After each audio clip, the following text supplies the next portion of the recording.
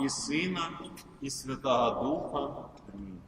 Всех вас, возлюбленные Господи, всечестные отцы, братья и сестры, паки и паки приветствую нашим запорожским приветствием. С нами Бог! И в сегодняшний день Богоявления, крещения Господня, просвещения, Церковь не только вспоминает эти великие события, или великое событие, которое произошло на Иордане, но и дает нам ключ к его пониманию. И апостол Павел по этому поводу нам говорит: «Ибо явилась благодать Божия, научающая нас, чтобы мы, отвергнув нечестие и мирские похоти, целомудренно, праведно и благочестиво жили в нынешнем веке». Не просто было обещано, не только ожидалось, но явилась, стала зримой, осязаемой, вошла в историю, в человеческую жизнь, в саму плоть этого мира. Богоявление – это и есть день, когда благодать становится видимой. Сын Божий стоит в водах Иордана, Дух нисходит в виде голубя. Отец свидетельствует: «Сей есть Сын мой возлюбленный». Но апостол сразу же разрушает возможность недоразумения. Благодать не только утешает, покрывает, прощает, но она учит, воспитывает, формирует образ жизни. Это очень важно услышать для нас сегодня, потому что в современной церковной жизни слово «благодать» нередко звучит как некое оправдание пассивности. Иногда кажется, что благодать – это нечто, что должно избавить нас от усилий, от внутренней борьбы, от ответственности. Но вот апостол Павел как раз говорит прямо противоположное. Благодать не отменяет труда, она его делает возможным. Он говорит: научающая нас. Благодать – это школа, путь ученичества, процесс, а не мгновенное состояние. Это возможность разумения того, что происходит с миром и с человеком. И если человек годами называет себя православным, участвует в таинствах церкви, но его жизнь не меняется, значит, он либо не хочет учиться при помощи благодати, которая как ключик от Творца познания добра и зла, либо подменил ее чем-то другим, привычкой, формой, некоторой идентичностью и тому подобное. Апостол призывает отвергнуть нечестие и мирские похоти. Не случайно, потому что нельзя строить новую жизнь, не разорвав со старой логикой.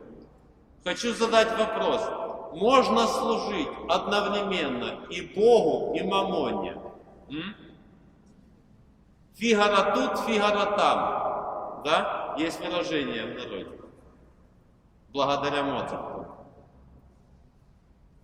И вот мы должны понимать, что нечестие – это не просто безбожие в грубом виде, а это жизнь так, как будто Бог не имеет отношения к нашим решениям, словам, реакциям, выборам. То есть Бог где-то там далеко.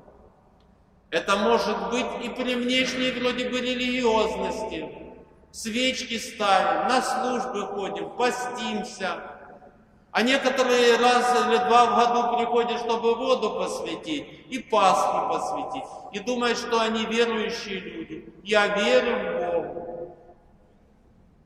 А ведь это и есть проявление того нечестия, о котором сегодняшний день говорит нам апостол Павел. Что такое мирские похоти? Это не только страсти, это прежде всего внутреннее согласие жить по принципу, как все, лишь бы мне было удобно, лишь бы не потерять свое, часто моя хата с краю и тому подобное. Это привычка оправдывать собственную зависть, злобу, осуждение, жестокость тем, что время сейчас такое, нервы не выдерживают, иначе нельзя. И опять я как все. И это и есть проявление этого мирского нечестия. А что значит отвергнуть? А это значит не просто признать грех, а перестать с ним договариваться, делать вид, что ты его не замечаешь. И вот в современной реальности это особенно трудно, потому что мы легко находим благочестивые формулировки для неблагочестивых состояний. Называем это приспособленчеством или конформизмом. А на самом деле это беспринципность. Лживое осуждение мы называем ревностью о правде. О какой правде? О твоей правде. Холодность мы объясняем вроде бы трезвостью. Но благодать Божия, дорогие мои, не учит нас быть правыми. Она учит нас быть христианами. И дальше апостол говорит, чтобы мы целомудренно, праведно и благочестиво жили в нынешнем веке. Обратим внимание, не в идеальном мире, не в монастыре, не в прошлом и не в будущем, а в нынешнем веке, со всей его тревогой, усталостью, агрессией, информационным шумом и духовной рассеянностью. Да, в нынешнем веке. И вот что же значит в нынешнем веке быть целомудренным? А целомудрие — это не только телесная чистота, это цельность ума и сердца, способность не разрываться между верой и жизнью. Раньше была такая формулировка «смрадная девица». А что это такое? Внешне вроде бы целомудренная, так скажем, дама, девушка, но на самом деле настолько своими мыслями, своими словами, своими действиями развращена. Целомудренный человек — это тот, у кого вера не заканчивается за порогом храма. В современном мире целомудрие начинается с умения хранить внутреннюю тишину, не впускать в себя все подряд, всякие новости, сплетни, ненависть, постоянное возмущение и тому подобное. Как это сделать? Как сохранить свое сердце вот в таком мире, в целомудрии, дорогие мои? Бодрствовать. Лишь только бодрствовать, быть начеку. И для этого нам необходима праведность. И это не безошибочность, мы должны понимать, а это верность, когда человек старается поступать по совести, даже тогда, когда это невыгодно. Как это так? А в церковной жизни праведность особенно испытывается в мелочах, в своих словах о ближних, в отношениях несогласных, в способности признать свою неправоту. Можем мы это сделать? Задумаемся. Далее апостол нас призывает быть благочестивыми. А что такое благочестие? Это не внешняя корректность, а живое состояние пред Богом. Это память о Боге среди повседневных дел, умение спросить себя, а как это выглядит перед лицом Христовым. Вот я не буду далеко ходить. У меня было одно состояние, которое меня, так скажем, колебало, что мне принять. И я с этим вопросом обратился к митрополиту Арсению, за которого призываю всех вас молиться. У нас были общие духовники. И он мне сказал: владыка, вот жизнь наша скоротечна, и мы все явимся на суд Божий. И ведь они нас будут встречать. Наши духовники там будут встречать. И будет ли тебе стыдно или не стыдно? В каком ты будешь состоянии? Сможешь ли ты им посмотреть в глаза, когда ты так поступишь, а не иначе? Все. Задумаемся. А нам не стыдно, когда мы то или иное действие делаем, посмотреть в глаза Христу. Не только дай мне, Господи, а я исполняю Твои заповеди, Господи.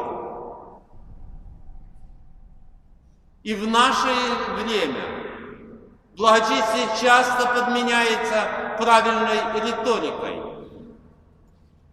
Но благодать учит нас не говорить о Боге правильно, а жить перед Богом честно. И вот здесь вот как раз богоявление вновь возвращается к нам как зеркало. Христос входит в воду Иордана не для себя, а для нас. Он освящает воду, чтобы осветить человеческую жизнь. И если сегодня мы выходим из храма, не задав себе вопрос, что именно благодать учит меня изменить, значит, праздник сегодняшний прошел мимо меня. Благодать Божия не ломает человека, не насилует его. Она стучится в дверь сердца человеческого, предлагает, ждет согласия. Но она и не оставляет человека в покое. Это наша совесть. Потому что явившаяся благодать всегда зовет к преображению.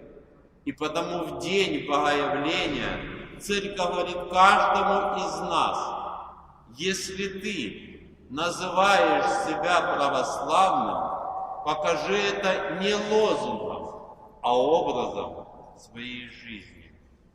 Я хочу задать вопрос. Есть среди нас здесь неправославные? Есть или нет? И не знаем, что после этих слов ответить, да? На словах вроде бы и есть, а вот по образу жизни нужно уже задуматься. Вот здесь вот не идеальность, а честная борьба со своими грехами. Не осуждение мира, а свидетельством того, что в этом мире можно жить иначе. Можем ли мы сказать, что мы свидетельствуем этому миру так? Или мы прогинаемся под этот мир? Дорогие мои, как бы хотелось, чтобы Божья благодать, явившаяся в мире на Иордане, не осталась для нас настолько воспоминанием о празднике, но стала школой жизни, да, трудной, требовательной, но ведущей ко спасению. И в сегодняшний день мы освящаем воду. Для чего мы это делаем, дорогие мои? Просто так, чтобы была вода святая, для того, чтобы избавиться от сглаза или от порчи. Для чего мы освящаем воду? Чтобы божественная благодать, которая сходит на каждого, кто ее потребляет, послужила нам в наши изменения, в наше назидание, А для тех, кто это лишь бы так, чтобы не сглазили и ничего не сделали, ничего не потребно, это будет вода. Дорогие мои, в сегодняшний день мне бы очень хотелось пожелать всем вам крепости духа. И чтобы эта вода святая укрепляла всех нас для изменения и преображения своей жизни, своего образа жизни. Чтобы она давала нам силы идти в этот мир и свидетельствовать миру о том, что с нами Бог, с нами Бог, с нами Бог.